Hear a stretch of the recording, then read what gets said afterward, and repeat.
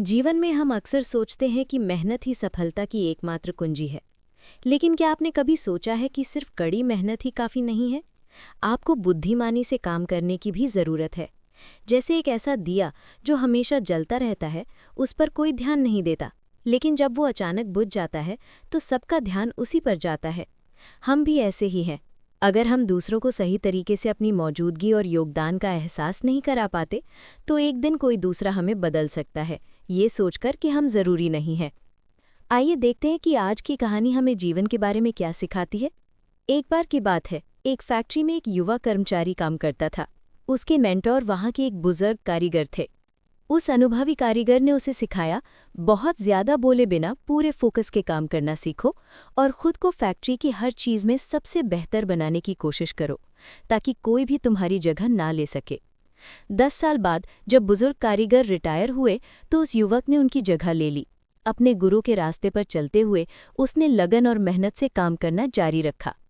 एक दिन वो अपने पुराने शिक्षक से मिलने गया। बुजुर्ग ने अपने शिष्य को थोड़ा उदास बैठे देखकर पूछा, तुम्हें क्या हुआ, कोई समस्या है?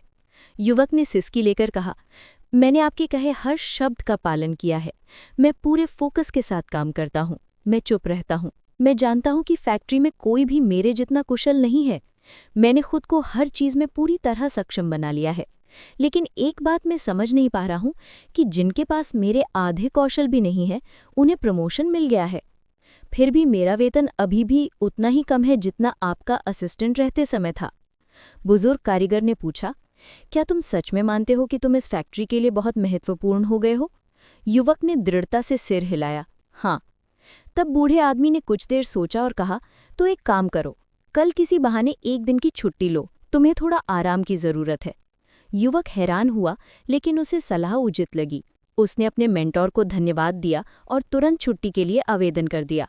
अगले दिन जब वो काम पर लौटा तो मैनेजर ने उसे ऑफिस में बुलाया। उसने कहा, तुम्हारी अनुपस्थिति के कारण फैक्ट्री को कई समस्याओं का सामना करना पड़ा। जो काम तुम आसानी से संभाल लेते हो, उन्हें दूसरे लोग ठीक से हल नहीं कर पाए। उसकी अहमियत समझते हुए मैनेजर ने उसे सीनियर टेक्नीशियन के पद पर प्रमोट कर दिया और उसी लगन से काम करते रहने के लिए प्रोत्साहित किया। युवक अपने गुरु की समझदारी के लिए आभारी था। उसे लगा कि यही सफलता का असली रहस्य है। उस दिन के बाद जब भी उसे लगता कि उसे मिलने वाला सम्मान या फ़ायदा उसके हक के मुताबिक नहीं मिल रहा है, वो एक दिन की छुट्टी ले लेता और अगले दिन वो पाता कि स्थिति उसके पक्ष में बदल गई है। ये सिलसिला कई महीनों तक चलता रहा।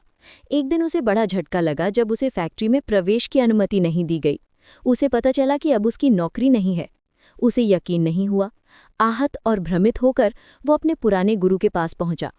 आहत गर्व भरी आवाज में उसने पूछा, मेरी नौकरी क्यों चली गई? क्या मैंने आपकी सलाह के अनुसार काम नहीं किया? बुजुर्ग ने सिर हिलाया और कहा, दरअसल तुमने आधा सबक सीखा, पूरा नहीं। तुमने ये समझ लिया कि अगर एक दिया हमेशा जलता रहे तो कोई उसकी अहमियत नहीं समझता। लोगों को उसकी कीमत तब पता चलती है जब वो अचानक बुझ जाता है। तब उन्हें एहसास होता है कि वे उसे नज़रअंदाज कर रहे थे।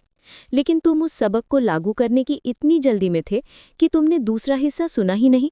युवक सन रह गया और पूछा, दूसरा हिस्सा? समझदार कारीगर ने धीरे से कहा, दूसरा हिस्सा पहले से भी ज्यादा महत्वपूर्ण है।